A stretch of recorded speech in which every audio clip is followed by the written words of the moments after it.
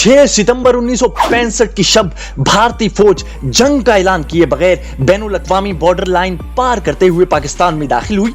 भारतीय जर्नेलों का मंसूबा यह था कि 6 सितंबर की सुबह लाहौर की सड़कों पर भारतीय टैंक उस वक्त के वज़ीर आज़म लाल बहादुर शास्त्री को सलामी देंगे और शाम को लाहौर जिमखाना क्लब में कॉकटेल पार्टी के दौरान बैरूनी दुनिया को खबर देंगे कि इस्लाम का कला समझे जाने वाली रियासत पर कुफ्फार का कब्जा हो चुका है। लेकिन भारत के इरादों और मंसूबों पर उस वक्त पानी फिर गया जब उनकी अफवाज को मुख्तलिफ महाजों पर शिकस्त और पसपाई की खबरें मिलने लगीं।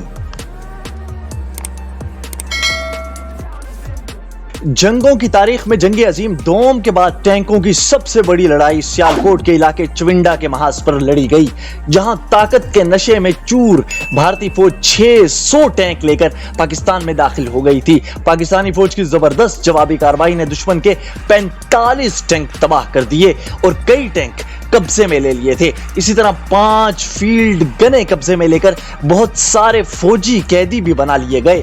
जंग का पांसा पलटता देखकर भारतीय फौज हवास बाख्ता हो गई और टैंक छोड़कर फरार होने लगी, तो पाक फौज ने मौके से फायदा उठाते हुए दुश्मन के इलाके में कई चौकियों पर कब्जा कर लिया।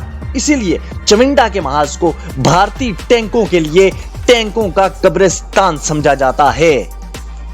लाहौर में पाक फौज की 150 सिपाहियों की एक कंपनी ने 12 घंटे तक हिंदुस्तान की 1500 फौज को रोके रखा और हमारी पिछली फौज को दिफा मजबूत करने का भरपूर मौका फराहम किया।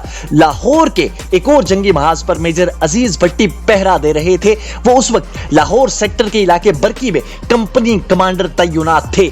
मेजर अजीज भट्टी मुसलसल 5 दिन तक भारतीय टैंकों के सामने सीसा पलाई दीवार की तरह डटे रहे और बिल आखिर 12 सितंबर 1965 को भारतीय टैंक का गोला छाती पर खाया और जामे शहादत नोश कर गए।